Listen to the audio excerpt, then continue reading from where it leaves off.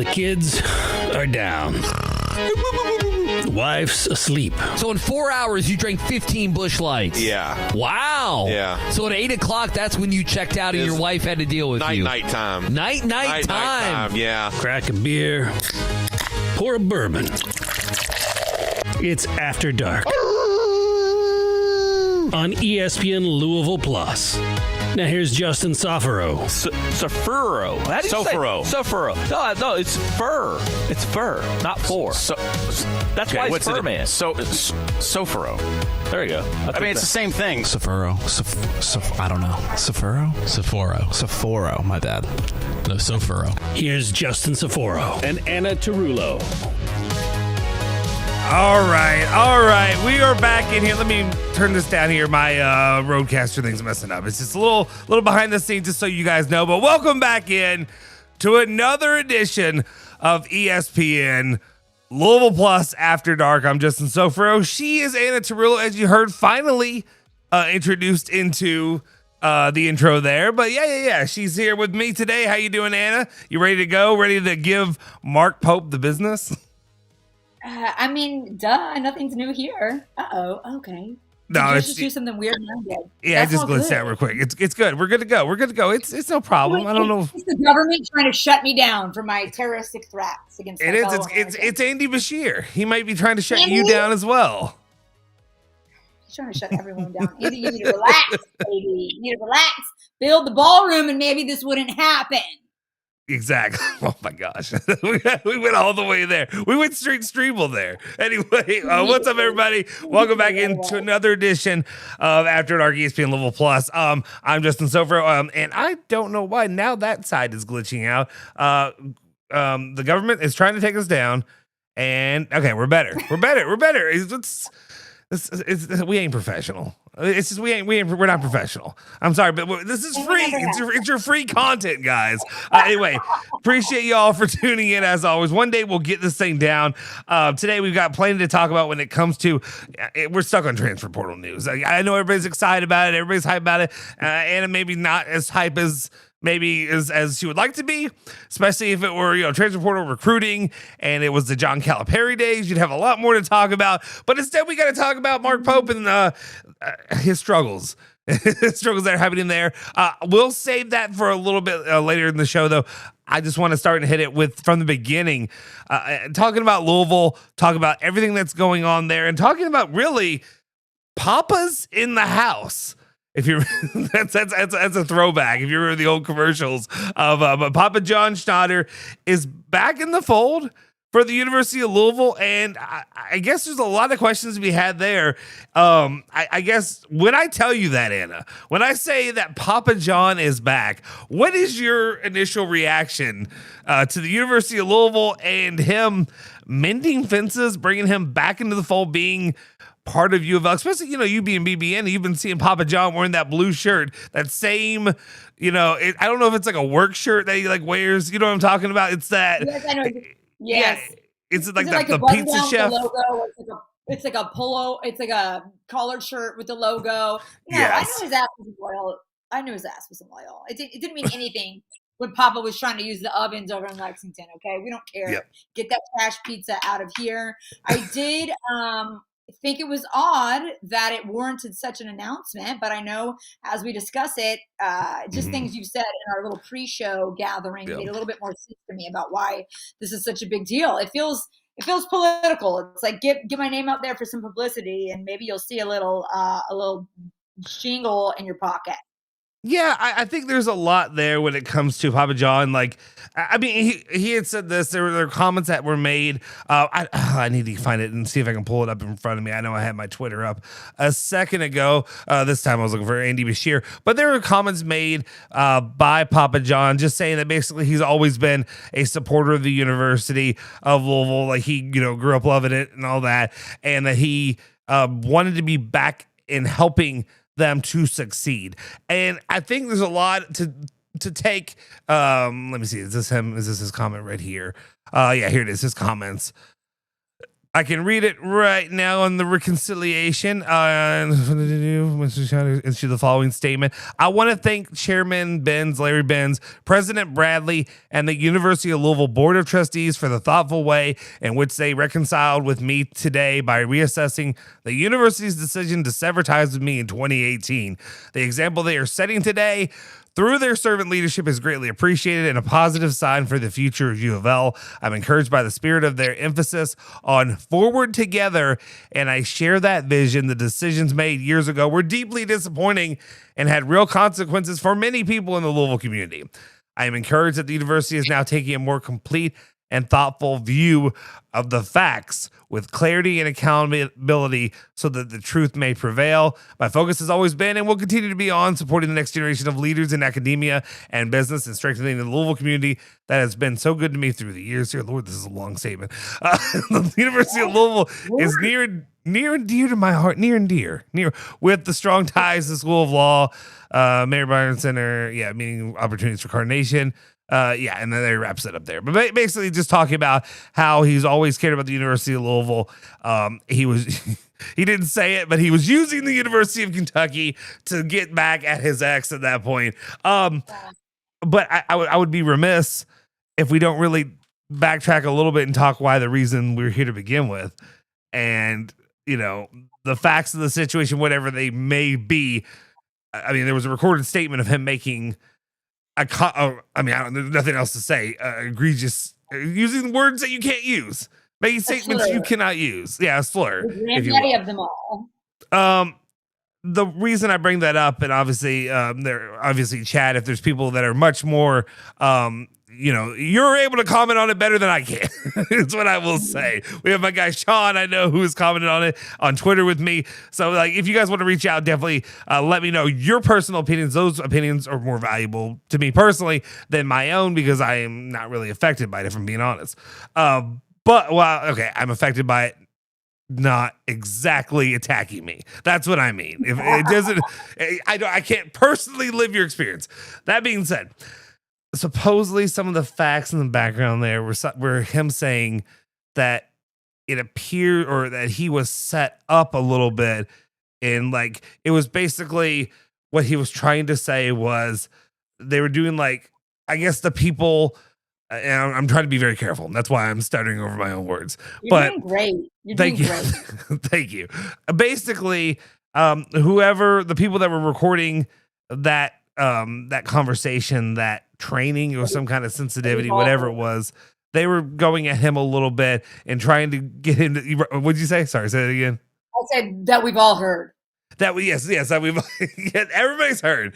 I'm trying to be mature. Okay. Basically, what his statement was taken out of context, but I have an argument against it either way. But was what he was saying was there were real racists like Colonel Sanders who said bleep every day or all the time. My argument in that circumstance would be maybe you don't have to say it in that statement.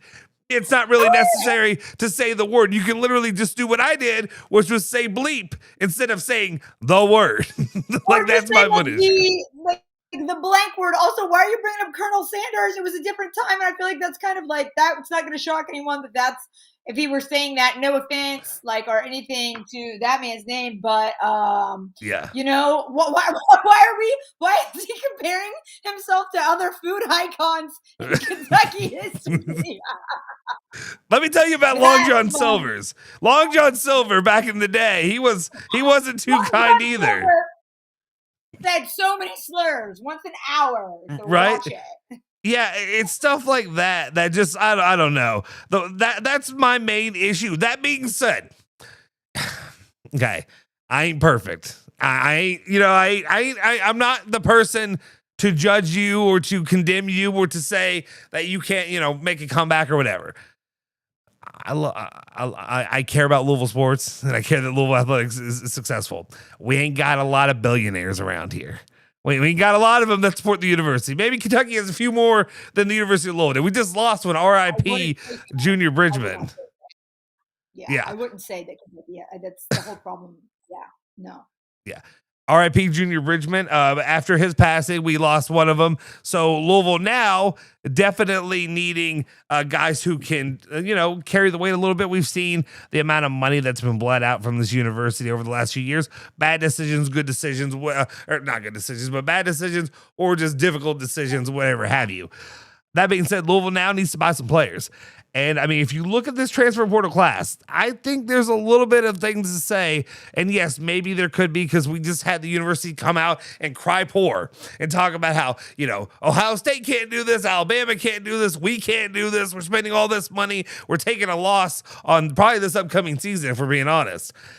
Unless you have big time donors like a Papa John. Pizza. Unless big pizza, we already talked about big pasta this week. So, unless you got big pizza in your back pocket, baby. Big pasta and big pizza coming out. There he is. There's my guy. There's a few that do. Real quick, shout out Drew Hoskins' NIL money buys a lot of forgiveness. You're damn right. It does. It does. I will forgive a lot. And I'm a Christian. We forgive. We forgive people for their transgressions against us. Lest they anyway. You sound like you in Congress, baby. You sound like you in the United States Congress right now. You damn right. I'm willing to forgive a lot. If you give me some money, or if you help my team out. That being said, like I said, Sean, I was commenting on this earlier. I see your comment in there as well. And Sean, let's be real. You can comment on it a little bit better than I can. We've had this discussion over Twitter, but he shout out to MF and Papa John. Out here, rock with you. That's what he said. That's what he said. I'm not even saying that. I'm not going that far to even read that word. Papa John, baby. But like I said, it is a situation where I desperately do say, like, he really did step in it. You should know better. If you get to that kind of situation, I also know that people, when they get to that level of wealth, of power at that point, you don't live in reality with the rest of us. Like, you don't think. Also, why is he doing like the HR seminar?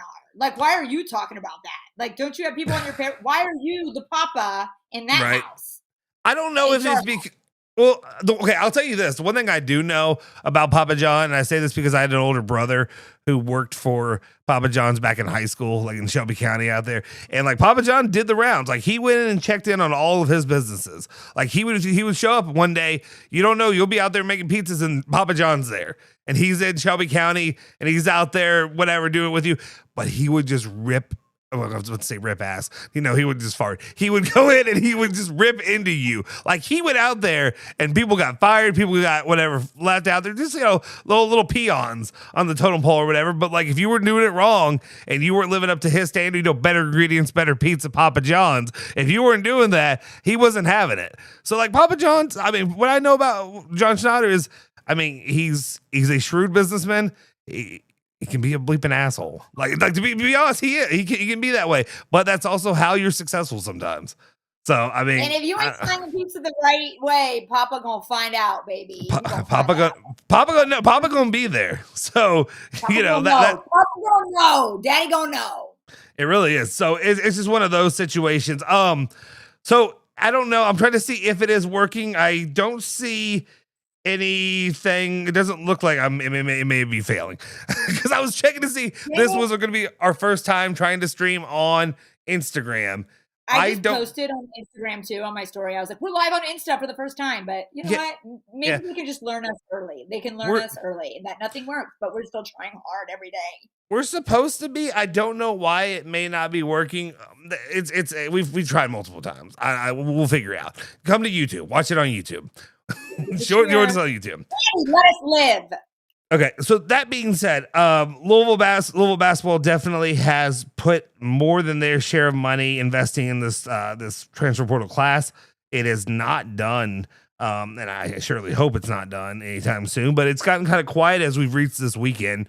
Though this last week was more than eventful. Definitely talking about, there's one guy who we were definitely talking about it last week.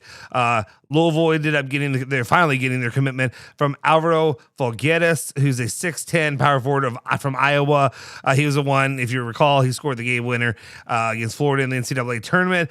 He took practically a week to commit. Really, I'm not really going to talk about the player, break him down at all. Everybody knows at this point what we're getting from Folgueras. But one of the main things that really hit with me, that what I wondered, because the day of reckoning when it came was, I believe it was Monday evening. I don't think it got into Tuesday, but I believe it was Monday evening this week. And at the same time, if you recall, Louisville was going after John Blackwell, the guard from Wisconsin, who was viewed as one of the top guards in the portal class that was left. And, you know, Shire did kind of what Louisville did with Badunga and with Shellstad, which was you get him on campus and you don't let him leave. That being said, it was weird because you got all that breaking news that came out of Blackwell committing to Duke, and it was just a done deal. And we were all like Louisville fans, not we. You were probably more than happy, but Louisville fans were resigned to. There is a God. Exactly, resigned to our fate. And what I kind of wondered, my question was, shortly after that news came out, by that evening, I think it was like midday when the Duke stuff came out.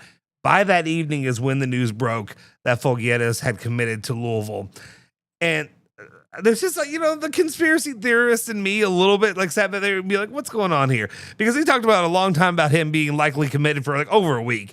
And what I wondered was, was the wait like to confirm that the funds were going to be available? Like if they got Blackwell, were they not going to be able to afford him? Were they going to have to go a cheaper route? Is that what happened? Or was it just PK using it as a saving grace if he whiffed, you know, a little whiff? Like Mark Pope's been whiffing lately, but if PK whiffed on Blackwell, or did it just happen did he just happen to make the decision at the exact same time, around the same time to commit? It's just it read a little weird to me, and maybe I'm just looking too deep into this, but I'm just like that tinfoil hat. I love that tinfoil hat you have. I like how deeply you're thinking about this, and I miss being this emotionally invested without it being right. painful. It's you hopefully you'll find it. You may have to wait a year or two before it finally takes, but it'll happen. Sean says, "Love you guys. I'm glad we can all just laugh at this, but pony up money, Papa John." I mean, that's a question too. I mean, where's the money coming from? Where's the money right now? Big pharma, college sports has big pizza. All right, pizza. a little bit different, but really one and the same. And then me and Nikki V and Tarullo got big pasta. That's what we got. Big pasta, baby. Code name Big Pasta. Yes, watching live from Japan, Ant fam. Shout out! All right, that's cool. International? We're international. All over the world. Mr. 305, Mr. 502. We're Pitbull over here. Come on, baby. All over the world. Now, when he says, you're not going to know this reference, I don't think. I was going to say, when he says Dale, does he mean is that a reference to Dale Earnhardt Jr.? No. Soforo, it's Dale. Okay, no, this is okay. Baby. That was if you all are in here, somebody has to know that reference. That was Locke and Andy early on in their show. That was their bit. It wasn't a bit. It was Locke really didn't know, and he's like, when they say Dale, because he tweeted it out, Dale. When he says Dale, could it be about Dale Earnhardt Jr.? Is that what he's talking about? Anyway, that's the most Locke thing. Locke, I've never met Locke the lecturer. I've never met anybody who loves to lecture more. So I love seeing him step in it. Love you, Locke. Love you so much. First time I ever came to the station, Locke thought I was an intern, and then had to apologize to me after. And Andy, they were like, "Sorry, I'm sorry. You actually do have a resume. We didn't mean to be disrespectful." That's fantastic. I love it. After dawn in Japan, Dale County. LOL. Okay. Yun's. Wait. I don't know what that means, but I'm not going to read that one. I don't know what that means. I'm not going to read it. All right. So anyway, that was just something that kind of intrigued me a little bit. We're not going to hold too hard onto these players and go too deep into them. But there are a couple interesting ones for Louisville. The next two ones have crossover with Louisville and Kentucky because both of them had pursued both of these players. To what extent? The first one I know for sure, both of them were hard and heavy, and Kentucky wanted to get him. The second one, I guess we mentioned him last week, and then we'll see. First up, let's just go ahead and talk about him. Deshaun Montgomery is a guard from Dayton. He's a junior. He had 13.4 points average per game, four rebounds, 2.1 assists per game. He had previous time at Georgia and Mount St. Mary's, and Kentucky and Mark Pope, like I said, recruited him hard and wanted him. I came out, and I'll be honest, maybe I was sitting a little bit too high with I want the big splash. I want the big names. I want I'm going through the list. The Field of 68 has this thing where they update regularly, where it is like the top 100 recruits out there. Let me see if I can find it real quick. Actually, I'm going to do that real quick. But they have their top, I believe it's the top 100. And let me see if I have that. Let's see. Because I know Louisville has like 4 of those. Kentucky has, I believe, 2 with Hoskins and Drew Hoskins. I'm reading your name. Wilkins. Okay, so right, I'm reading Drew because he's commenting on here. Okay, so we have Kentucky has both Alex Wilkins and Zoom Diallo, the 35th and 28th ranked players in that class, or in the transfer portal rankings. Louisville's got Flory Badunga, who's number 5 now after the addition of Milan Momcliffe. I don't even know why I'm trying to say his name in there as well. And Louisville's got number 20, Jackson Shellstead, number 49, Carter Knox, and number 81, Alvaro Fogueres. So there are a few players left, really, even looking at this right now. You've got top numbers 1, 2, 4, which is another one, Tunde Yesufu, who's one we're looking at. Kentucky, Louisville, and UCLA in the mix there. Interesting to see if Kentucky can try to get him. I haven't really heard Louisville that highly. But back on to Deshaun Montgomery. This is a player that to me disinterests me, and the reason, or at first didn't interest me that much. But let's see if I can pull this up. Give me one moment. Sorry. Take your time. Thanks. I'm trying to see if I can get. So I want to do the screen share for us to see if I can pop it up there. Yeah. But I'm going to show just a little bit of his highlights in here, and I really I got a little turned on. You know what I mean? Like a little. Sometimes you get a little pregnant. Okay, so this is a player that both Kentucky and what'd you say? What sometimes you get a little pregnant. Sometimes don't tell Bob Avena that you're never just a little pregnant. Okay, I'm gonna put this one in front of me. Let's see if I can put it on the other one as well. There should be 2 of these now. Yeah, let's see. Sorry, I'm figuring out how to do what? Just put the Tayshaun Prince highlights if I'm having an ugly day. Okay. No, it is. But like this kid, okay, I'd never really heard much from him, but I was intrigued after watching some of these highlights. And again, I understand he's playing, he's dating against North Florida and teams like that. Well, this one is against Virginia, but this kid's a baller. This kid can throw it down, and I like to see a little bit of somebody who actually can finish there, because we've had a lot of guys who haven't been. I wouldn't say laying the hammer a little bit. That's my one thing. So this is a guy that both Louisville and Kentucky went after. Louisville ended up pulling him out, and there's not a lot there I've seen otherwise to really comment, but I think it's another guy who can fill it up, who can score, and it's really nice to have a player of this caliber who is coming off the bench and is not your go-to guy. Yeah. And sorry, Tarullo, y'all didn't get him. I don't know what to tell you. It's another player that y'all didn't get. So good. That's where I am. Good. It's Mark Stoops times 2. Good. Make it as bad as it can be, so there's no coming back from this. You just want you want no questions at this point, right? That's what you want. You just want you wanted what I wanted with Kenny Payne. I know. Yeah. So I don't want anybody to disagree with me in the truth that I know that he sucks, and sometimes I just love being right, and I don't want to be right. Sometimes it is a curse. Sometimes I don't want to be right, and I'm right. And I feel like this fan base has been so beaten down that it's like There's not even the fight anymore. There's not even the fight that's like, well, actually, never mind. I did see some propaganda on Twitter today that was like, give Mark Pope some time to cook. Give him time to cook. Dog, he's burning toast. Like, he can't cook shit. He can't cook ramen noodles. Get out of my life. He's cooking the worst. He's making a mayonnaise. It's just mayonnaise and white bread. That's it. That's all you got, dog. Mayonnaise and white bread. Not exciting. I hope you don't have a palate. I hope you don't have taste buds for anything good. Speaking of mayonnaise and white bread, Louisville also ended up getting the commitment of Gabe Dines. This is a player that you and I talked about. I mentioned him briefly. 7'5" center from Southern California. He's a junior from Independence, Kentucky. He visited Kentucky, was thought to be a UK lean. Committed to PK immediately after the UK visit. He visited U of L first. He averaged 2.9 points per game, 2.3 rebounds, 0.4 assists. Minutes in 2023 were 13.6. He fluctuated a little bit there. I guess my question is, and guys, this is for you all in the chat. Like, if you're a Louisville fan and you're excited about the addition of Gabe Dines, why? Why? That's a question. Why?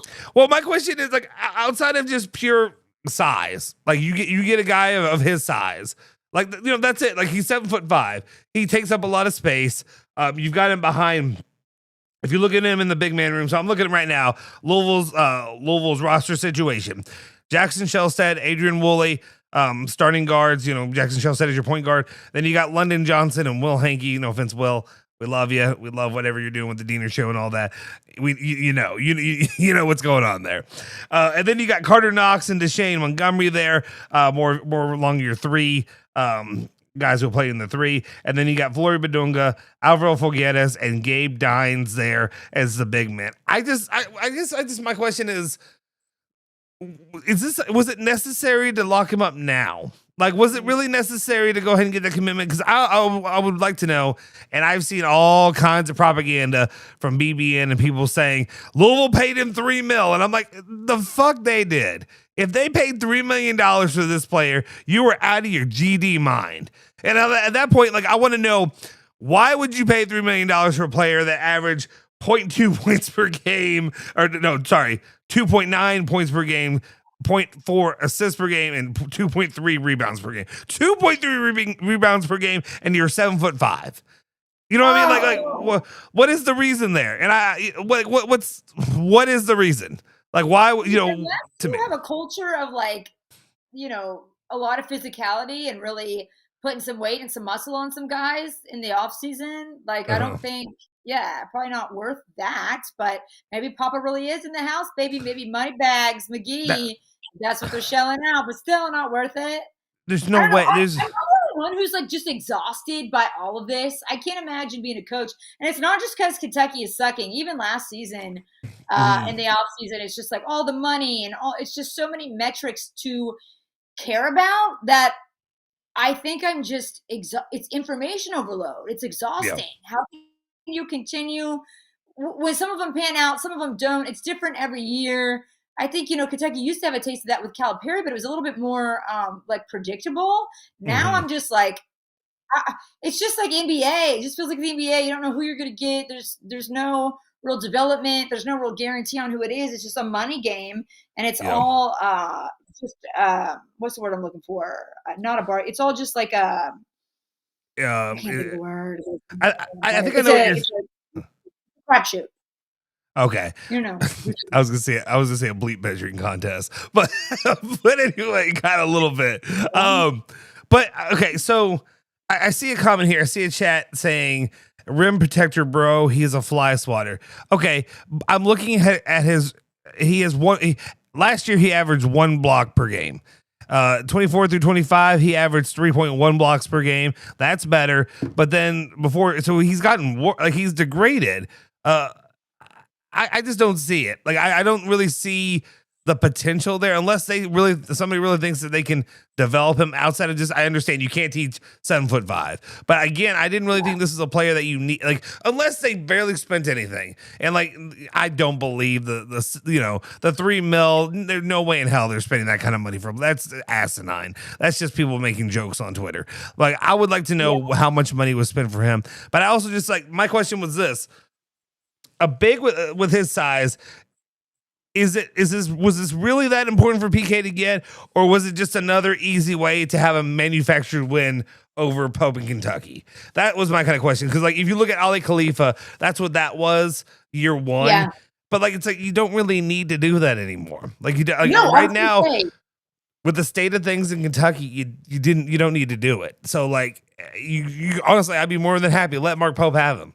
You know what I mean? If you really want him that bad, I don't know. Maybe he'll prove me wrong. If that's who Kentucky spends money on, it would be more of like a loser. Yeah. There's a person you can get, and like, no offense to the kid, but it's like, that's not like a primetime recruit you're trying to steal. And I don't even think you need to do that right now for PK. Like, listen, I'll be as honest as it comes. I don't think there's any real competition right now between the two in terms of the recruiting. What do you think? I just know I briefly heard about this. And just circling back around, I want to apologize to everybody. I'm not good with like off season. Give me the roster, then I'll kind of dig in and see what we got. But what was that rumor where it was like U of L is slated to maybe have the most expensive roster? Are there any feet to that? Is that true? Yeah. Oh, absolutely. Yeah. No, I think that is Louisville's definitely looking to, willing to, and probably going to spend the most money of anybody in the portal this year. I think there was something Kentucky did last year. Yes, but I think here's the difference. I think this year, I think Louisville is going to be spending, upwards of 20 mil. But I think it's not just Louisville. I think you're looking at multiple teams this year spending 20 mil. And I think here's also the problem where I think it hurts Kentucky.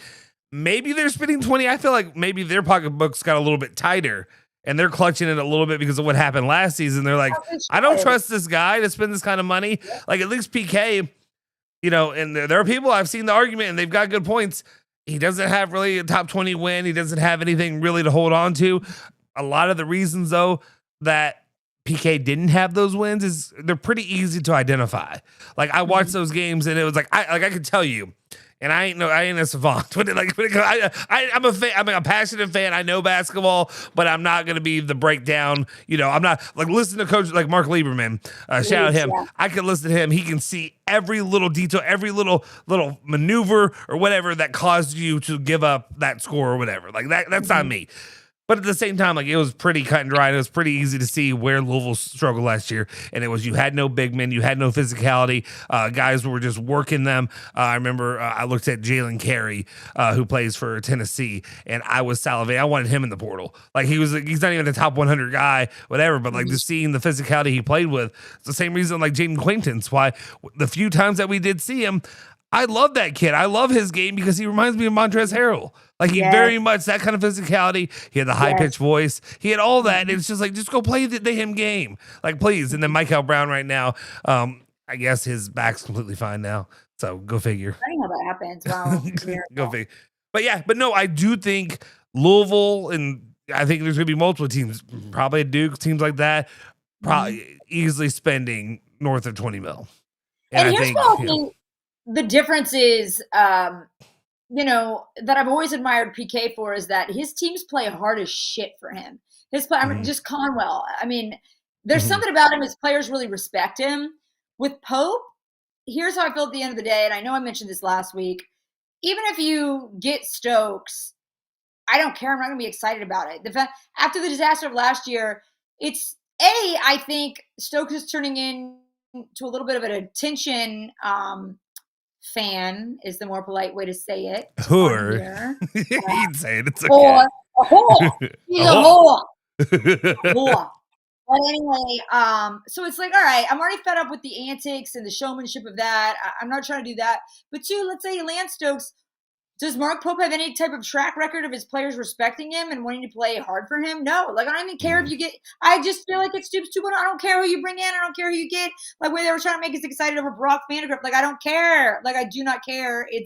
I'm just that's how over it I am. You could get, whoever to come play. I don't care. I just think you're going to mismanage them. If you mismanage funds that bad and you mismanage the talent you have, there's just no future there. Like, I just don't care. And I think, I'm sorry to be such a negative Nancy, but y'all also know me. You've known me for years that I'm not going to sugarcoat stuff and be fake excited about things when the stats and the data are right there. I don't care. I've seen what I've seen. I'm never going to be a Mark Pope fan. If he somehow has a successful season this upcoming year, to me, that would be a one-off. That would be a fluke. Like, you should never have a season like you did last season. Well, for me too, it's not even just that. It's also, you know how difficult it is for me to even come to I can't even come to the table with the idea of him having a successful season. And we're going to get to the Kentucky half here in just a sec, because we have like what the both rosters look like at this moment. I read off to you what Louisville looks like. I mean, you've got guys that I feel like are that starting five. I feel pretty confident in. You're talking about Shellstad, Woolley, Carter Knox, Badunga, and Alvaro Figueres. I feel pretty good about that starting five with Louisville. Like, I go out in front of, and play with a lot of guys. There are things, though, like Adrian Woolley, and I know Ethan Moore and Taylor Lynch, shout out to them. They commented, and I made a reel out of it as well, talking about really, as much as, and this is a hard one for me to sell for Adrian Woolley, because he came back, and I don't see him really being comfortable or feeling respected if you want to move him back to being that 6-man role again. But I do think Louisville, if you could bring another guy in to play that secondary guard role, that is maybe a little bit more of a high percentage shooter who's going to fill it up a little bit more, which is a guy we'll talk about here in just a sec, then maybe I feel a little bit more confident in this team really putting together a run for the tournament next season. And again, just you mentioning like maybe a guy who comes off the bench, I think that was like a big mistake of Mark Pope in Kentucky last season. It's like you spent all this money on the roster and none of it was cohesive. You didn't have great backups. So you want to fucking bitch about injuries when you spend more than anyone else on a roster. Then you're stupid. You tell us every day that you're stupid and don't know what you're doing. Every day.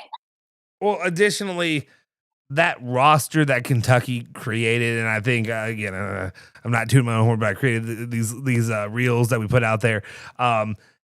Basically, not Travis Brand. It was Kyle Tucker. They're both at 247 now, 247 Sports, and Kyle Tucker went out there and said they spent that amount of money, they put together a roster, but the problem is they just kind of like shocked the entire world, Florida including, when it came to Aberdeen and players like that, because they were paying top dollar starter money for 6 men on the bench kind of player. Like, you know what I mean? Like the 6 man. Like, you're not playing, you're paying bench players this, and you're trying to take like everybody's bench and create a starting lineup, and it just is not going to be successful. It's not going to work out long term. It's like they're just going for headlines. Like, what are you, TMZ, Mark TMZ Pope? Like, this doesn't matter. They're going to get you can't put your name in front of the jersey. I'm sorry, that's not it anymore. That's not it anymore.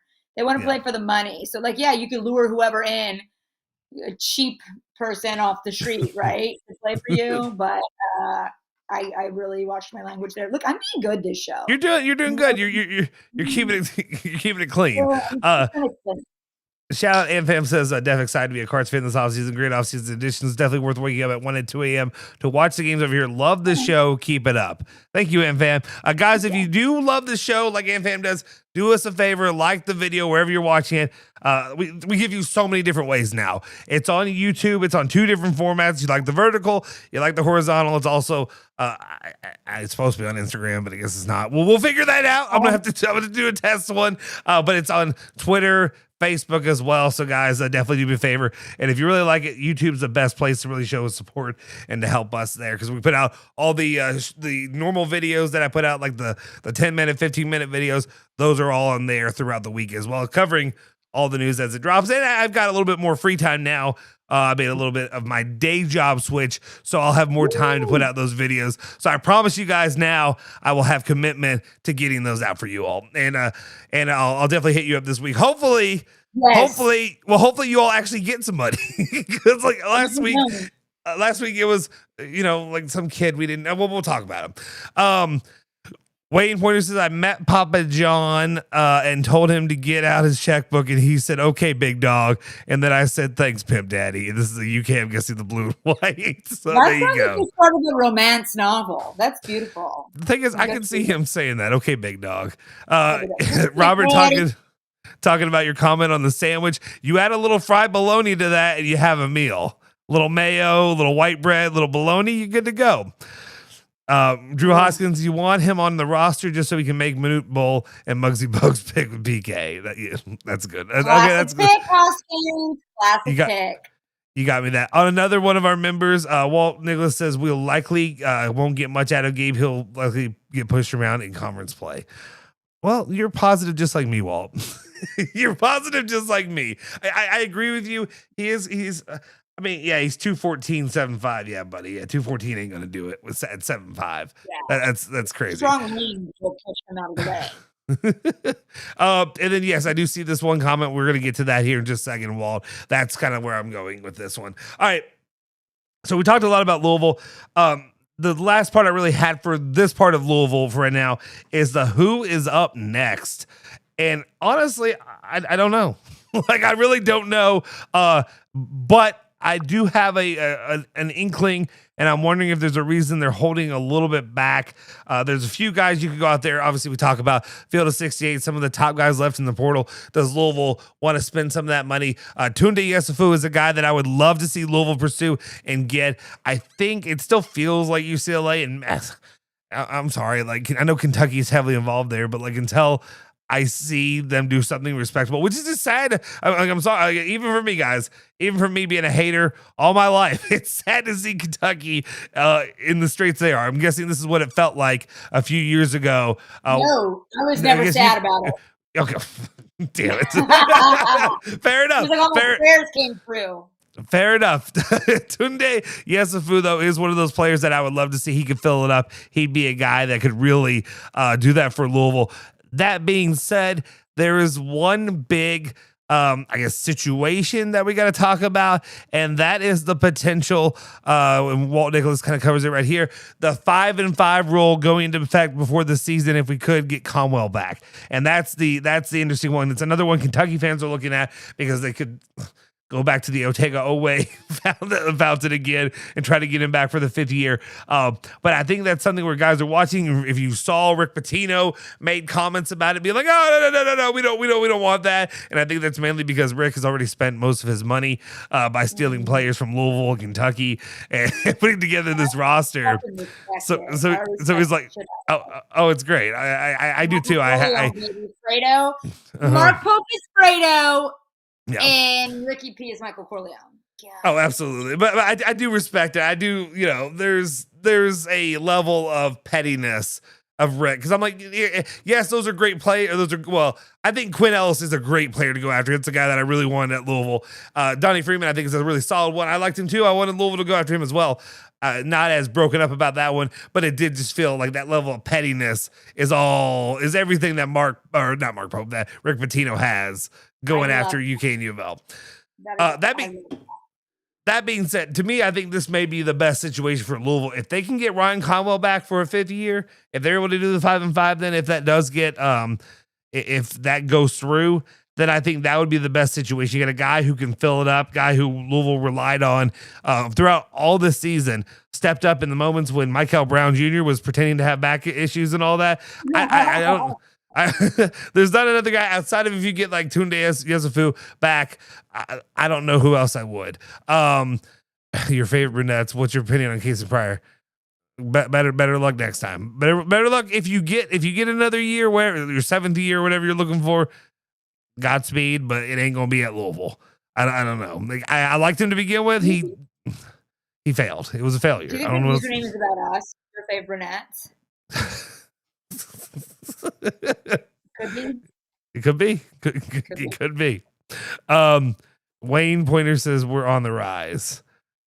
It's the blue and white, so it's Kentucky. I don't know. You're I don't know how you're on the rise. Just imagine the kid's reaction if Gabe was 7'6". Oh, really? I hate me for reading. I'm sorry. I hate me for reading that, Chris. Don't do this to me. Don't do the. I don't understand it. That's part of the thing where I'm too damn old. Like I don't understand. I don't get it. I don't get it. I don't never have, and I never will. All right. And this okay. So we talked a little bit about Going back to that point really quick. I think the 5-5 rule, whatever. If Louisville gets Conwell back, that's a way bigger deal than if Kentucky gets Elway back. Because I mean, just like go back. You don't even have to watch the tape, baby. Go back, watch the damn press conference tape. Mm-hmm. This is my whole point. I don't care who you get back. It's a foundational issue. You could come get LeBron James to play for a game. Okay, maybe I would be excited about that. Anybody else, whatever. Don't care. They're gonna quit. They're gonna quit on the team. And I don't blame them. There's something deeper going on there. No, I absolutely do agree with that. That being said, let's get a little bit on your side. Let's talk about the Kentucky side, and let's talk about, I mean, what the hell is going on there? First up, okay, I'm gonna lay this in front of you. Do you want to? Because I know you don't care about, which is just sad because Kentucky is in on the number one player in the high school ratings. Mm-hmm. Kid's kind of a problem or whatever people want to say about him. Fine. Do you want to talk about him first, or do you want to talk about the Andy Bashir stuff and the Mitch Barnhart stuff first? Which one? I guess let's just very briefly talk about Stokes.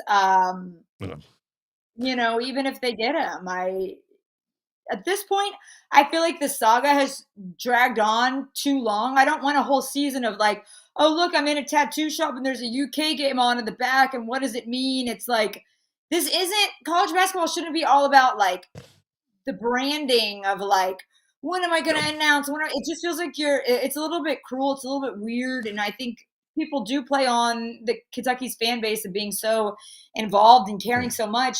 At this point, it's hard to still be excited about him. And the majority of that is on Pope.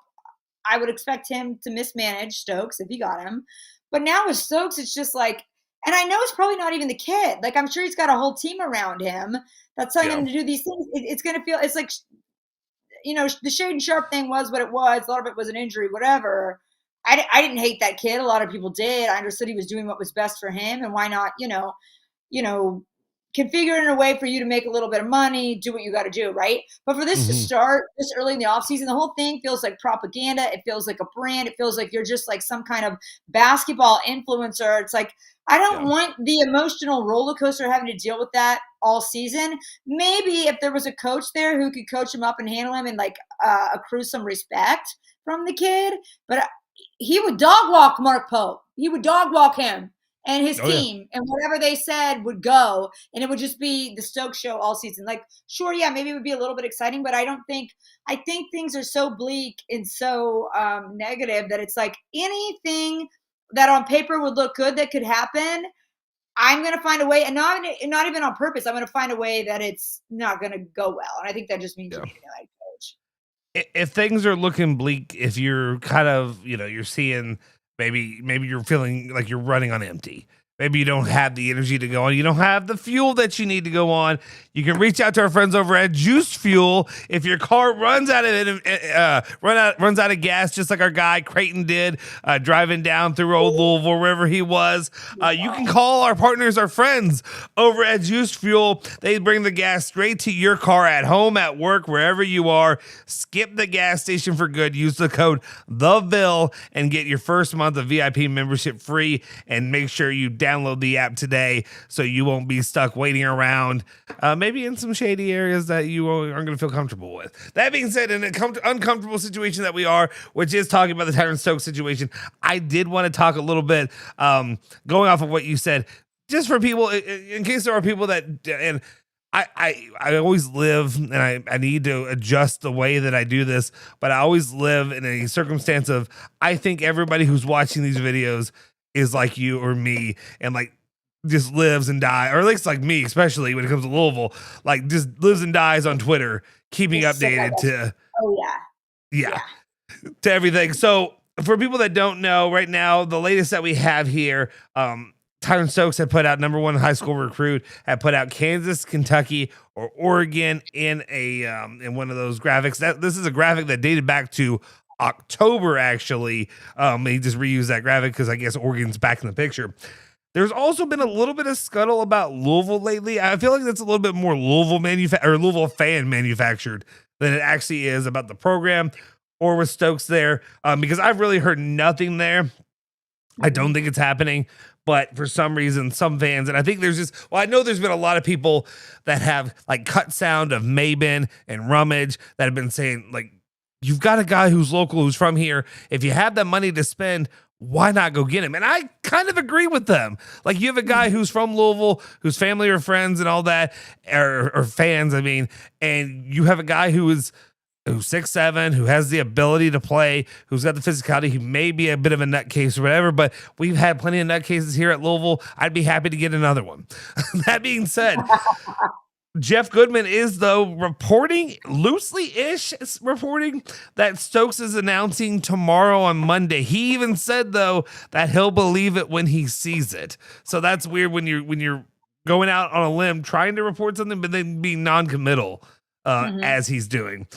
One thing we do know, and Phil talked about it a little bit this morning on the Sunday Morning Hangover, but I didn't know this, but Stokes' agent is actually, and of course I clicked off it right then, Stokes' agent is actually D'Angelo Russell's agent, who it might be his cousin, like D'Angelo Russell is his cousin, is his agent kind of situation, being from Louisville and all that.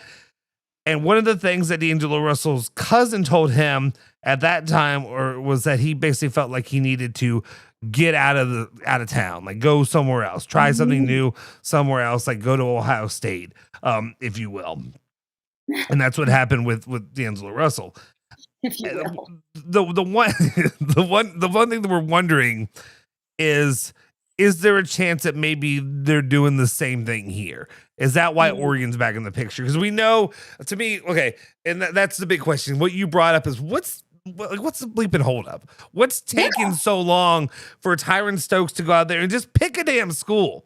Like at this point, you're gonna get to the summer before, and you're the number one player. This doesn't happen like normally. You usually have your school you want to go to, and like, I'm sorry, people can only hold on or care for so long, no matter how good you are. I mean, you're not LeBron James. Unless you're LeBron or Michael Jordan or that kind of talent, you're not. And that's the problem. Yeah. So Kentucky, you look at Kentucky, they're in that bad of a shape right now. I think anybody looking in, and that's what's got to be like just a gut punch, is that players who would crawl to Kentucky back before are now like, nah, I'm going to go play. Yeah, I'm tell me that Gabe Dines kid's he's 7'5", grew up in Independence, Kentucky. You're gonna tell me he didn't grow up being a UK fan? You're gonna tell me he didn't? He definitely grew up during the Calipari era. You're gonna tell me he didn't grow up? We have Zion Hawthorne. Okay, we have Zion Hawthorne. We have Braden Hawthorne's little brother, who also grew up watching Kentucky. So exciting. Don't care about it. Don't care. And that's what you got. Right? So you've got that situation in Kentucky. You go to Kansas. I'm guessing the Adidas situation, Nike's probably trying to block him from going to Kansas. Otherwise, maybe it would be done by now. And then you got the newish Oregon development. I think maybe that might be the situation that maybe his agent is trying to push him to. Maybe he's trying to say, hey, they're a Nike school. You're already there on the West Coast. But for some reason, like it's like that. I don't really want to do it. But because Strebel tweeted out the other day, Oregon doesn't have any fans. Like, what are you going to go play for? That's such a sad situation. It's the University of Phil Knight. It's the University of Nike. That's the thing. As soon as I see Oregon, it's like brand deal, money grab. That's what it is. And like, I'm not hating on that. It's just, it's so obvious that that's what's happening, especially with the Inklings in terms of Kansas for so long has been like, oh, doesn't want it because it's an Adidas school. You know, he's not trying to go there. So it's like, all right, if that were floated out months ago, and now it's like you have the Nike school who's now kind of, now more of a front runner for consideration. It's just all branding to me. It's like, I just can't care about this because some turkey killer said, so you'd rather not have him. Honestly, I don't care either way. I don't think you're in a good position either fucking way. That's how I feel. Tyrants influencers are milking this for all they can. Yes, they are. And I don't think that bodes well for a season. I don't want to put up with that for a whole season. And I'm not just saying that because I feel butthurt that you're not getting in. Listen, if there was any way I could spin that into a positive, I would.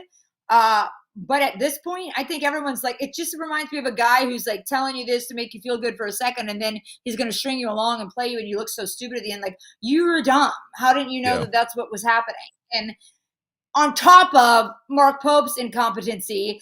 I think also that's just the foundation for it all. If anybody's still really considering, if Stokes is still really deeply considering Kentucky when like mid players aren't, then it's a money grab. It's some kind of, wait around, get all the attention that you can. I don't think he's taking anybody seriously that he's messing with. He's a player. That's why I'm kind of confused. Like if you're Louisville and we talk about money grabs, and I don't care about money grabs at this point. Like everybody's money grabbing right now. He's the top player in the high school ranks. If he's asking for, he's asking for something ridiculous like $8 million or whatever it is. I don't know, but like if he's asking $6 million, if you paid $5 million for Badunga and if he's asking $6 million, if you got the money. Why not? Like, how Louisville? Why not? Why not just go back to the table and be like, hey, will you take this? Maybe Adidas is just a no. It won't happen with Nike. They're really going to put their foot down. It won't happen. Like, that's why Kansas is struggling there too. But like, I don't get it. To me, and it's also, I'm tired of the dramatics of the whole situation. Sorry, I don't know why this stupid thing is blocking up on me. So give me one moment so I can look at my notes again.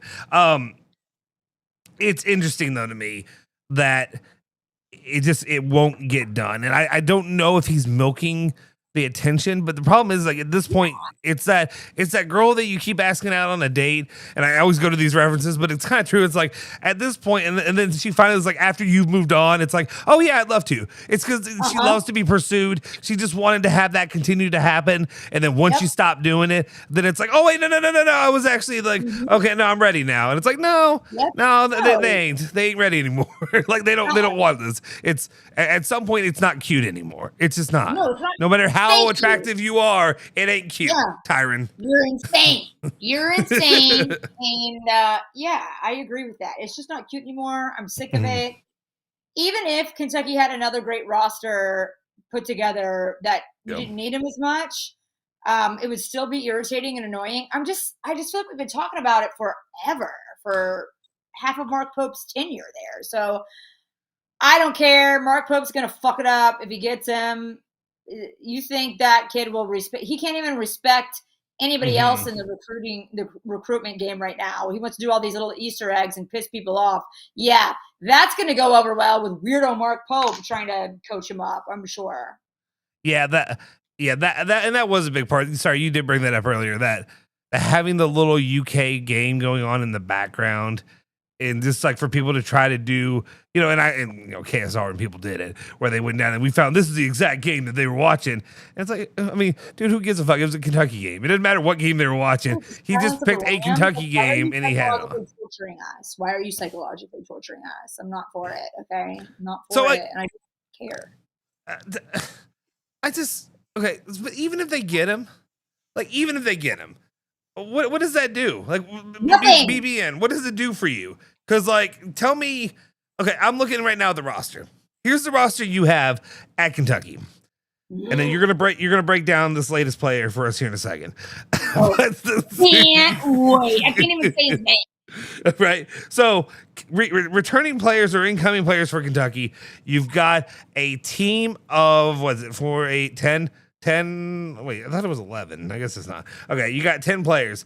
Malachi Moreno coming back. He's still testing the NBA, whatever waters. Sure, fine, whatever. You got Cam Williams. I think have to do that, but that is embarrassing. I don't get the Malachi love. I know he's a kid. He was a freshman this past season, so I feel bad as I get older to just rip on these kids. But like, that kid was like the bane of my existence. Like do some hand strengthening exercises in the off season. I don't care about him. I think he's weak. I think he's soft, which is the Mark Pope brand. Yay! Yep. So you got Malachi Moreno, you got Cam Williams, you got Trent Noah and Reese Potter. So there you go. You got Braden Hawthorne, who decided to come back last second, who was like, we wouldn't give you an update, played that game like he did, joined by his brother Zion Hawthorne. So there you go. You got 2 Hawthorne kids. Right? You've got Zoom Diallo and Alex Wilkins. Fine. Those 2 are decent additions. Those are top 100 players. Alex Wilkins, a guy who's really highly thought of from Vernon. You saw his performance. Who did he play? Was it somebody said that they were nervous watching him? Oh, against UConn. He had a hell of a game against UConn. A good player. I do think people view him highly. Zoom Diallo, unfortunately, maybe a little shine is taken off of him just because everybody wanted to get the third kid or whatever from BYU, but and how that fell out. Then you've got Mason Williams. Fine, sure, whatever. And then you've got Usman Ndiaye, I believe is how you say it. I don't know if that's right or not. Usman, I can figure out. So Anna Tarullo is going to break down the addition of Usman Ndiaye now for us and give us an update on how he is going to change this lineup for Kentucky and how he. Here we go. Are you ready? Okay, here we go. Yeah, I'm ready. Let me Google him. Okay. I was going to tell you, you probably feel this, that he's 6'11". He's a forward playing for Cremona, Italy, Basket City. He averaged 10.2 points per game, 6.7 rebounds, and 27.3 minutes per game in Italy. Yeah, that's what you're coming with. The notes on him are like, not enough, wasn't a major contributor, wasn't a top contributor. Mm-hmm. I mean, he's tall. Like, yeah, I love that. Yeah, you got another nearly 7 foot guy. He's 6'11", so he's probably 6'8", 6'9". Yeah, honestly. Like, I don't care. Like, we've been fed such bullshit. Like, Malachi Moreno is supposed to be some savior. Kid can't even grab a damn rebound. He's like, literally, Anna reading from the teleprompter for this analysis. Like, straight up Googling. I don't know. Like, I don't know. Nobody knows is the real thing. Nobody knows. But, yeah, I don't care. I especially don't trust Pope with any big man. Great that Malachi Moreno isn't going to be like the freaking John Travolta or like Will Smith meme where he like walks in and it's an empty room and he's just like looking around and like for the front court, there's nobody else there. Okay, cool. That's great. But I don't care about this kid. You have no realistic stats on him. It's cool that he's tall. Mm-hmm. I don't care. Yeah. And you guys know it's not that I'm like uneducated. It's that it's genuinely, there's nothing to be excited about here. I think transfer portal or recruiting is hard anyway until you see a little bit of the product on the court. But it's just also bleak. I think, how do you get it after like the Jaden Quaintance thing? And I know I was hurt, right? I know that was also mismanagement, not only with funds, but with injuries, with that I just don't care. Like, if you can mismanage the talent you had, why are we supposed to be excited about anything you get that's subpar or mediocre talent? I wish I had even like a little bit of a stat to be excited about. He's 6'11". Yay, let's go party. Here's the problem I have with him. You can't add a player like that until you've gone all in with Stokes, until you've gone all in with just making sure I don't butcher his name again, the Yesufu kid from Baylor, even Juke Harris, whatever, I can't fucking say his name. These kind of players, you can't until you've gone all in with them, and I understand at this point you're just taking L's left and right. Even like I said, the Gabe Dines one is a bad look just because it's a kid who grew up with Kentucky. That should have been an easy addition. He played for Southern California, at least, he played for USC, and it would at least look a little bit better. While Louisville and me, I'm like, why are we getting him? It's at least like, it makes sense. If you have a kid who grew up being diehard Kentucky, bring him in. That's fine. He can be a piece. He's big. Need is so dire. It's like, I could argue that a bit more for Kentucky than I could for Louisville, to be honest. Because you already had Malachi Moreno, so you have him behind Malachi Moreno, fine. And Louisville has been doing good now. Who I is better than Moreno, but at least on paper it should be. But I just, to me, if you get an Usman Ndiaye, I think that is very much, if you remember like Rick Pitino or even Chris Mack did it, they'd have that player who'd be like a project for them. It'd be like a fun little side piece that like you can, and I'm not buying he's a diamond in the rough kind of kid. This is that kind of guy that you're gonna go out there. It's just not, it just reeks of desperation. I look at this team right now and I don't know how to rate this roster because to me it's embarrassing for Kentucky. To look like I understand we are not living in the same world that we did pre 2009. So like, the Billy Gillespie, even the Tubby Smith years, they're good players, but like this roster does not look like a Kentucky basketball roster. This looks like a bottom third of the SEC team kind of roster, old school like Vanderbilt. Like it reminds me of like one of those kind of rosters. Ole Miss. Yeah. Kevin Stallings, Ole Miss, something like that. Just like I look at this and I'm like, ain't a single one of those players instilling a bit of fear into me as a Louisville fan. Like not even a tiny bit. And it's like, okay, because like Zoom Diallo, like I don't know, just a lot of these kids look soft. They don't have that edge to them that Kentucky basketball had. Like I just remember, like I said, how many times did we talk about how? I know Shreeable touches on this. A lot of people like to touch on it, but that's what you said.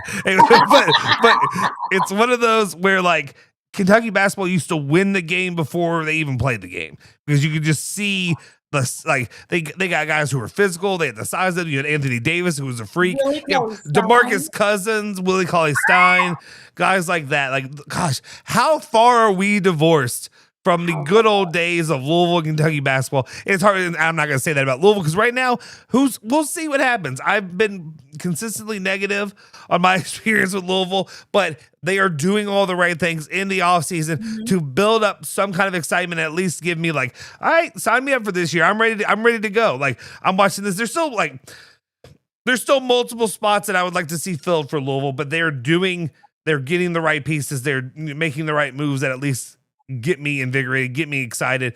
Kentucky basketball, your outgoing roster is better than your incoming roster.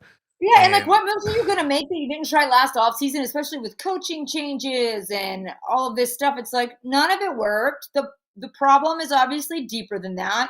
And the only people who want to come play for you are so soft. And I just like won't get on the Malachi Moreno like celebration train. Like in any year past, it's like this dude's soft, get him away. Like Moreno will take a big step forward this year. I don't care. It's like I think he was too glorified. His problems are like very fixable. It's like strengthen your hands. It's not that hard. Anybody else, and you want to talk about taking on a fucking project to develop Mark Pope? Mark Pope couldn't even maintain the diamonds that he was given, much less find a diamond in the rough and then develop them. I wouldn't trust that guy. We all know you get the keys to the Ferrari and all of a sudden the guy pulls back around, it's crashed, doors falling off. He deserves like a 2003 Camry, and even then I don't know if he deserves that. Truly. Yeah. I don't think, and I think this is the whole issue with recruits as well. I have zero respect for that man at the helm of the program. Zero respect. And that's how the recruits feel too. That's how they must. Unless you can find it in your way to manipulate, like maybe some sociopath like Stokes or something to manipulate it for your own benefit and draw all the attention and use it for your own good. But like anybody with a brain cell ain't going to play for that man. Yeah. If you need to manipulate things better for your future, one of the ways you can do that is by checking out Naira Bets. You can go out there and place all the bets against Kentucky this upcoming season. Do what I should have done all throughout 2018 Bobby Petrino, Louisville football. Do what I should have done every freaking game of Louisville while they had Kenny Payne at the helm and just fade. Go to Naira Bets, place your bet against Mark Pope every big time game, every difficult Alabama, every Calipari, Arkansas, whatever, even though somehow he pulled it out this year. I don't know with this roster that he's going to be able to do it next season, but just go in there and fade Mark Pope. Go to Naira Bets, place your bet. They'll have you covered, especially with coming with the Kentucky Derby here this next Saturday. Place your bets there. Naira Bets, NairaBets.com. Why did I say you were killing the ad reads today? Thank you. Wow. I forget about it. Then I'm like, oh wait, okay. Let's see what Anna. You throw an oop up for me, and I'm like, I'm here. And how can I work this in? And I do. And also, last time I forgot, so I had to just kind of like push through them really quick. Generational talent, Justin Soforo. Thank you. I appreciate it. But no, seriously, it is like even me. And I know you said you had no sympathy for me or for Louisville during the Kenny Payne era. there's a part of me that has a little bit of sympathy for you all just because, I mean, I have to get up here and talk about it, and I'm just tired of talking about a steaming pile of feces. Like, it's not fun. Like, you and Streamo can do them angry and laughing and stuff. It ain't fun. Like, it's just not even fun because it's like, you all did this to yourselves. It wasn't like Louisville. Mitch Barnhart did it. It was Mitch. Well, okay. Well, let's throw it over there. Let's talk about that real quick. That's a good open to that. Mitch Barnhart, though, will not be able to cause much more pain. And I dare say, do we thank the governor? Do we thank Andy Beshear? Want to talk about that real quick. Couple of posts starting on April 21st. Andy Beshear put out and just kind of like shattered the world when it came to Kentucky basketball and just everything going on there. Just kind of surprised everybody.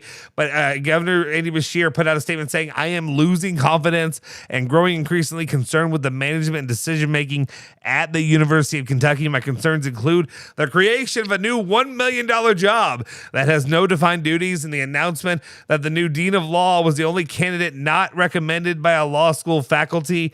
I've been told that despite previously saying the dean must be approved by the UK Board of Trustees, the university has shifted and now states that approval is not needed. I worry that these actions are related to certain donors pushing partisan and undue outside influence onto the university.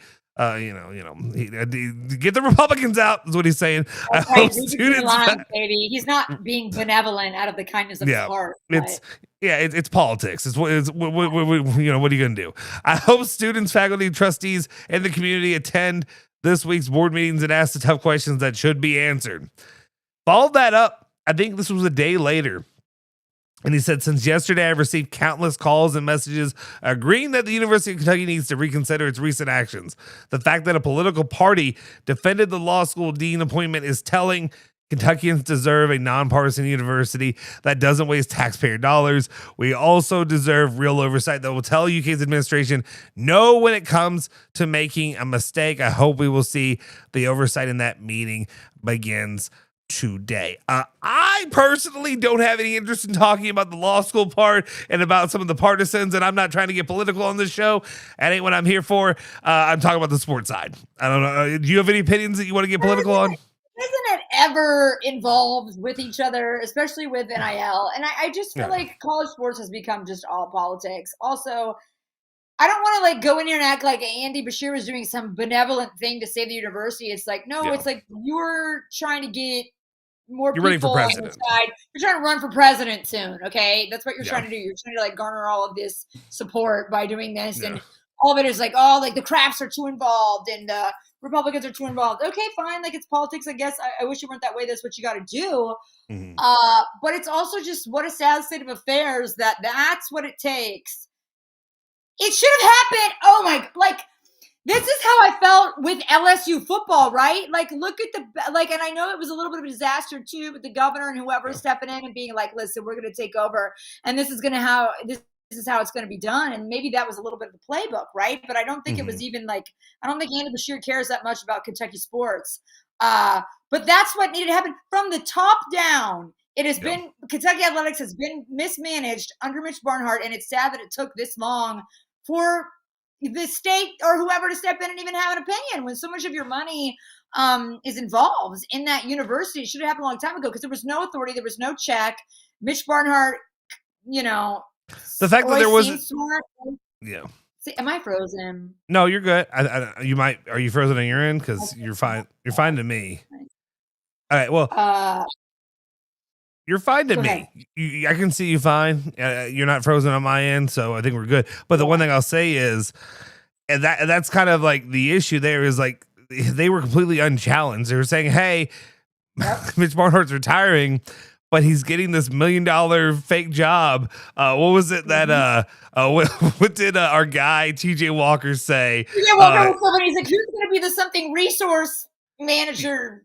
Officer. It's so good. It's like, what will the university do? Oh, yeah, that's what it is. Well, that's just great. Now who's going to serve as executive in residence for the Sports Workforce Initiative? This is a great tweet. I love that at TJ. That was a top tier tweet. But it's true. It's like, why do you just all of a sudden want to step in now when things have been mismanaged for so long? You're doling out. You have a fucking top 9 paid college football coach who can't even make it to a conference championship. It's like, okay, step in now. I know it's for your own political gain. The whole thing is a joke. Mitch Barnhart has been a joke. Eli Capilouto for letting it go on. And the issue is that Capilouto's been there so long. It's so rare for a freaking university president to serve like 25 years that you let it go on, and now look where you are. It's just a disaster. Hopefully Stein turns out, but I'm sick of all of it. I'm sick of, and listen, maybe I was part of the problem by working for BB&T Tonight when I did, owned by JMI. You're not allowed to ask certain questions. That's the name of the game with some of these jobs now in sports media. Everything is so enmeshed that it's like you're just a walking PR firm. So I don't know. I'm glad somebody finally stepped up, but the condescension of Mitch Barnhart when everybody else tried to ask any question about him, you little knuckleheads, what are you talking about? I don't know, you're fucking making $1 million doing not shit, and you haven't even been successful. How about a little bit of humility? So yeah, I'm glad that happened. Needed to be put in his place. So I hope they get somebody young and invigorating, and I just think things, who knows how deep the corruption goes with the JMI and with all of that. I think enough for a governor to speak out. I think it's got to be a lot dirtier and incompetent than we think. No, I completely agree. It's one of those. I mean, I guess if I were a UK fan, I'd be like good on him, because I also would get a little bit nervous just because I've seen what happened down the road here when Matt Bevin and him he overthrew the board. He did all this kind of stuff, and it was drama. But I mean, there were a lot of other extenuating circumstances here at the University of Louisville that were just a couple things according to the ceiling. Just a couple things happened. I'm not, I can't speak on it. But Matt Bevin also used that as an opportunity to completely decimate what was already broken, was then destroyed at that point. Exactly. You're being opportunistic. You're already hopping on things that are obviously not going to work. So it's like, okay, I'm just sick of all of it. And I feel like college sports are ever increasingly becoming just like politics. It's like you can't trust any of it. You can't believe anybody. Everybody's bought. It just is the name of the game. Luther, thank you. I appreciate. I see the comments. I'm highlighting them. Luther, thank you. Train Track U is a slime pit. Let me just go ahead and just get them all off. Loserville will never do anything. Your fan base is made up of line beards, Crown Royal, and wave caps. Hey, I don't have hair, so I don't know. I don't know how the wave cap works. Anyway, yes. I never had a line beard, but I had, when you're first growing it, and every boy in high school does like the chin strap thing first, just to try it out to see before it fills in, kind of thing. Everybody's done it, and don't come at me, Luther. I know. Also, like, Luther sounds like a guy who's got you've got a line beard. Luther, you're not fooling anyone. All right. Anyway, so let me just real quick. Okay, we see a few people in here. It's all good, but I'm diehard Cardinal fan. Okay, I thought you were a UK fan. That was your fraternity colors. Got it, blue and white. How would I know? How the bleep am I to know that? No, like the blue and white colors. You said. I don't know. His fraternity color. His fraternity colors, not mine. Yeah. Anyway, okay. That being said, I guess just to me, the point where we set off with right now, I'm glad to see that he's, forcibly or not, Mitch Barnhart stepping back. It's going to be a completely, hopefully, new situation for Kentucky. I think it really just determines on who's coming in. I've seen rumors about the Boise State guy being the guy to take over. That could be interesting. I don't know. I guess it just really determines on how much they're willing to like pivot away from the Mitch Barnhart kind of like policies and procedures, if you will. Just like everything going in with it, with having to do things the mother route, doing what's safe and what's doing to me, I just need to see Kentucky actually spread their wings a little bit and maybe spend that money where it needs to be spent. We talked about how with it. Well, it's also like right, but also just like in the past, like I remember, how many times did Calipari complain about the facilities and all that, and like what's one reason why last week I was pushing Tom Jurich on the idea, because his line of thinking was to always have a crane in the sky, which means I'm always building something. Something's being done. You're not becoming complacent. You're not letting anything get old, because the next thing you know, you're moving on to the next project, and you'll come back around once the Yum Center would start to get old, they would do a revitalization project there. So that's just something interesting to me.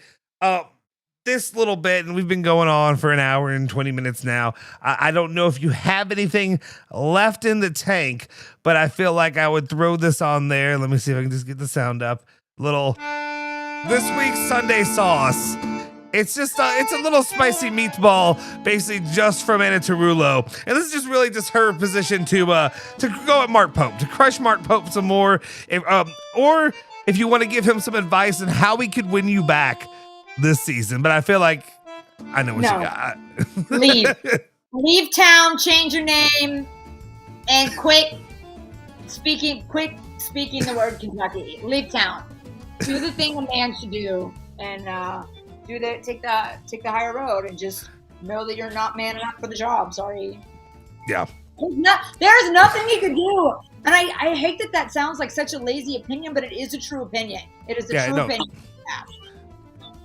It's definitely a situation where, again, I hate going back to the Kenny Payne thing, but it's the truth. Right now, this is going to get old really fast. We are not even really fully into the off season. Like, there's actually enough to talk about with the roster construction of Tyran Stokes, of if he can get him. But the problem is, as soon as we finish this and we see what he has to work with, it is very much a situation which is just like, get us the hell out of the situation. If I'm a Kentucky fan, if I'm a Louisville fan, maybe a lot of Louisville fans in the chat are just saying, keep us in the situation. Let's be like Anna Tarullo when it came to getting paid, and let's just enjoy the tears and the pain of Big Blue Nation. Let's get a couple wins, and maybe they get stuck with him for 4 years. Who knows? Maybe they'll decide to double down on him. Danny Grace goes on to say, Cats will never do anything. Your fan base is ended up with 1-2 smiles, moonshine, and what is it? I don't know. I'm not reading that. Yeah. Oh, it's Luther and him are battling. Okay, Luther, your Crown Royal drinking, line beard wearing chumps really think that four-eyed troll will win. He's a bum like your fan base. Guys, he's talking about PK. He's just talking about PK. Okay. That's what I thought, but yeah. I'm confused by it. Luther. I don't know. They're battling they're just battling with each other in the chat now. Yeah, it's slowly devolving. but unfortunately, and I'll say this, I do feel for you all, because you're very much where I was. You're where I was. Level of empathy. It's something. It's like you go through a trauma and you feel bad for the next people in it. But God, you're a better man than me, Soforo, because I was dancing on y'all's grave. I was loving it. I never want y'all to get good again. Well, it doesn't help when you have Streeble there with you. Streeble's there just stoking the flames. And just mean and ugly comments and whatever. But then, like I said, I'd hop up. Might I say, Streeble absolutely called the Mark Pope disaster, but he also called something else. I'd say probably about 2 years ago, he was like, Anna, I just feel like things have been good for so long with UK athletics, and they've been on a winning streak. And now I feel like the tides are turning, and we're about to enter an era where it is very, very different. And that man could not have been more correct. So props to Struble again on that. As Struble seems lighthearted, but he's almost like Nostradamus sometimes. He'll come up with these takes. You're like, dog, you were picking up on the situation between the jokes and the everything else. You were spot on with that, man. And he could not have been more correct. And I didn't want to believe it at the time. Maybe there was like an inkling when I was like, maybe, but it's probably not going to be as lopsided. There's no way he can go to hell that quickly. Oh, did it? Oh, did it? A year later, and you have the football shutout. What's funny is I remember, like I said, I was back when I was at U of L when I was going to school. I worked through at Buffalo Wild Wings in Middletown, just getting through it. I remember because I had the games or whatever on, and I remember all the stuff came out about Syracuse and all these other schools with that was Fab Mello, I think, when they got in trouble about him, and they got all those all those wins taken away from Jim Boeheim and all that. And I remember just thinking to myself, being like, man, I'm so glad Louisville has never had to experience anything like that. And by God, there was just something, but it was kind of similar where you had that feeling in your chest where like, man, I feel like we're so lucky that none of this has happened, but it's like, could it happen? And then not only did it happen, I mean, maybe worse than outside of a handful of programs, worse than I think many people, especially just with the length of how drawn out it became, how the second coming of with what's the kid, Brian Bowman, and everything that happened with him, it just drew. I mean, it lasted over a decade. It basically lasted a decade. How many federal crimes can happen? It's like you usually have a limit, and your mind doesn't go beyond that. But it's one thing Louisville looks on that.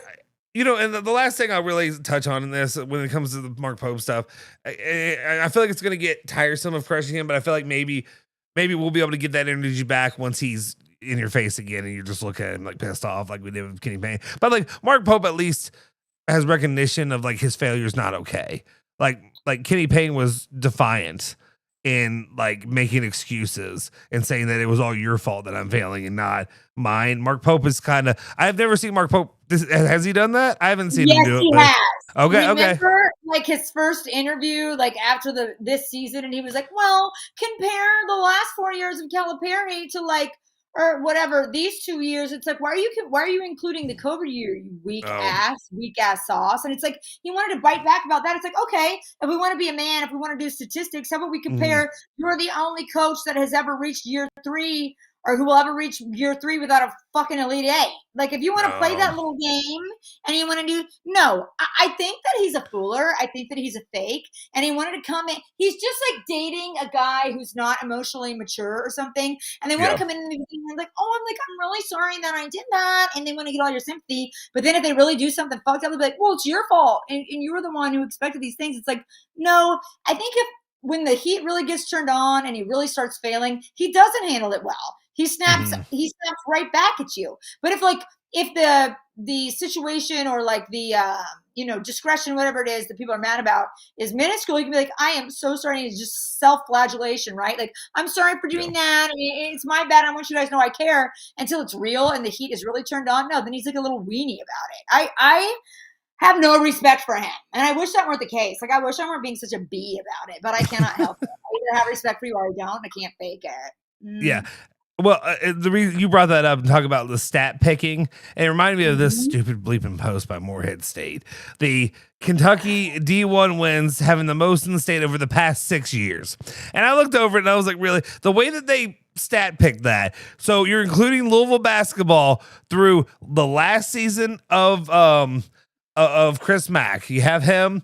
You have like the worst of the Chris Mack at the end there, and then you have all of Kenny Payne and just a couple seasons of Pat Kelsey. So that way Louisville's below Eastern Kentucky and Murray State and Northern and Western, and then somehow just enough 6 years to be over Kentucky as well. Yep. Like, and it's the D1 wins you're talking about aren't the same caliber, my guy. Yeah, it's that kind of stat picking. That's what Mark Pope kind of did. That's what he did was saying if you look at those years under Calipari, that's where it pisses people off, and that's where you lose a lot. That makes me hate him. That enrages me, because if you want to be let's all be honest and let's do psychology about the healthy way to handle this. Well, it's not cherry picking stats, my friend. That's not going to help anyone. You coming in there like a little bitch to be like, you should be embarrassed to try to say that and going against Calipari. Like, that's embarrassing for you. Yeah. Yep. Let's see. Drew Hoskins' Moorhead has the stat pick. I respect for them. Pathetic by Pope. I mean, I usually agree with you, Drew, but I don't respect anything. I don't respect anybody. Nobody.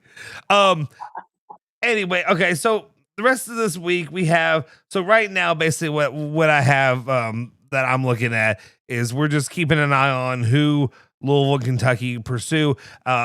Does anybody in the chat know the status of that 5-on-5 or the 5 for 5 years or whatever it is, if there's when that will come down? Because I don't have it in front of me. But if you do, that'll be the one thing really to watch too. If Kentucky will bring Owe back, if Louisville will be able to bring Conwell back, that'll be one of the more interesting pieces to me. And then right now, who Louisville and Kentucky are going after. Kentucky is actually for the first time much more clear when it just comes to pay attention to Stokes and just see if that Stokes is like, to me, the last gasp for Mark Pope. If he doesn't get The Stokes, death rattle, baby. That's the death rattle. yeah, yeah. If he doesn't, the season is basically kaput before you even know it. Louisville, we'll keep an eye on. I know there was that Hab. I hate to say it. He's just like, I think he's like a Middle Eastern kid, but he played for Eastern Michigan. That's that kid. Where we'll see. Oh, they're voting soon. Okay, tomorrow is the meeting. Thank you, Will, and thank you, Luther. They're voting on that soon, so we'll be able to know. Meeting tomorrow on 5 for 5. Danny Grace says, not sure decisions coming to, and if for current seniors or next year. Okay. So that'll just be something to keep an eye on because that could make a big difference, especially if you're looking. Mark Pope could have himself a pretty good day if that thing gets passed and you're allowed to have a way back and then you also get Stokes. That changes things a lot for him. Not really for Kentucky fans because the season still, you're not looking at a Final Four, Elite Eight probably team, but you're looking at not the direct that we're just reading off here. If you're wanting to have a better situation, a better evening than the direct we have here, you can go hang out with our guys over at Boomba's Pizza, and you can enjoy the pizza, beer, all that they have on tap. They got locations all over. You got Eastern Parkway. You got over down near where I live, over near Hurstbourne. I still say Hurstbourne Lane, but Hurstbourne Parkway over here. There's lots of different places, lots of different options of pizza and beer, and we got the beer. What's it called? The beer bread, beer cheese, pretzels and beer cheese and stuff like that. I'm pretty sure all that kind of good stuff. Make sure you check out our friends over at Boomba's Pizza, especially with the upcoming season. Then finally, Trice says, and it will accept nothing less than Mark Pope's unconditional surrender and resignation. That's it. Amazing to do, okay? Guys, do me a favor. I'm going to be honest. This one was not like my favorite video to do just because we're just stuck in the cycle right now. We are trying to get through this. Give me some better news. Give me something to work off of because right now it is a slog. I know it is for Anna because she does not love transfer kind of stuff, but we are just trying to get through this and hopefully, I mean, like I said, Louisville, I am at least have some optimism. Kentucky, we'll see. We'll see what happens with them. And any final words before we get out of here? I just want the nightmare to be over. I just want the season. The season hasn't started, and I want it to be over, so we can maybe get a new coach. That's my final thought today. It is the Kenny Payne era for the University of Kentucky. Guys, do me a solid favor. If you haven't already, smash the freaking like button, hit the subscribe button, basically go over to the YouTube channel, subscribe, like over there. Really helps us to bring you more and more content in the future. And obviously, we're going to do more After Darks as well. If you haven't already, subscribe. You can also follow us. You can follow me at Justin Soforo on Twitter. Follow her at Tarullo Tweets on Twitter as well. And of course, you can follow ESPN 680, 93.9 The Ville on all other social platforms as well. And guys, we will see you all next time. And with me, go Cards. Yes. Bye.